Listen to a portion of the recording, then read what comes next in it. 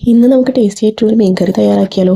അതിനായി ഒരു പാത്രത്തിലേക്ക് 4 പച്ചമുളക് നെടുകെ കീറിയത്, 1 ടേബിൾ സ്പൂൺ ഇഞ്ചി നീളനെ അരിഞ്ഞത്, ഒരു ചെറിയ സവാള നീളനെ കട്ട് ചെയ്തത്, ഒരു തണ്ട് കറിവേപ്പില, പുളിയുള്ള ഒരു മാങ്ങ നീളനെ കട്ട് ചെയ്തത്, 2 ടീസ്പൂൺ മുളക് പൊടി, 2 ടീസ്പൂൺ മല്ലിപ്പൊടി, 1/2 ടീസ്പൂൺ മഞ്ഞൾപ്പൊടി, ആവശ്യത്തിന് ഉപ്പ്, 1 ടേബിൾ സ്പൂൺ വെളിച്ചെണ്ണ എന്നിവ ചേർത്ത് കൈകൊണ്ട് നന്നായി ഞരണ്ടി കൊടുക്കാം. അതിനുശേഷം 1 കപ്പ് വെള്ളം ചേർത്ത് മീഡിയം ഫ്ലെയിമിൽ നമുക്ക് അടച്ചു വെച്ച് വേവിക്കാം. നമ്മുടെ ചാനൽ ഇതുവരെ സബ്സ്ക്രൈബ് ചെയ്യാത്ത സബ്സ്ക്രൈബ് ചെയ്യണേ.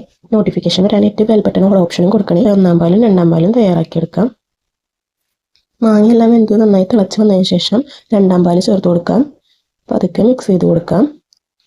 എന്നിട്ട് അത് തിളച്ച് വരുന്നത് വരെ നമുക്ക് വേവിക്കാം. ഉപ്പ് ആവശ്യത്തിനനുസരിച്ച് ചേർത്ത് കൊടുക്കാം കേട്ടോ.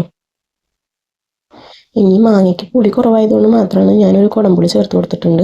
അത് ആവശ്യത്തിനനുസരിച്ച് നിങ്ങൾ ചേർത്ത് കൊടുത്താൽ മതി. മീനിട്ട ശേഷം പതുക്കെ ഇളക്കി കൊടുത്തിട്ട് നമുക്ക് ഒരു 5 മിനിറ്റ് നേരത്തോളം അടച്ചു വെച്ച് വേവിക്കാം. ഇവിടെ ഞാൻ 1000 പല്ലി മീനാണ് ഉപയോഗിച്ചിട്ടുള്ളത്.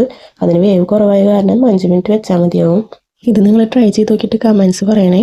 ലൈക്ക് ചെയ്യാനും മറക്കരുത് കേട്ടോ. 1-ാം പാല് ചേർത്ത് കൊടുത്ത് ലോ ഫ്ലെയിമിൽ വെച്ച് ഒരു 5 മിനിറ്റ് നേരത്തേക്ക് നമുക്ക് വെക്കാം. അപ്പോൾ നന്നായി കുറുകി വരും.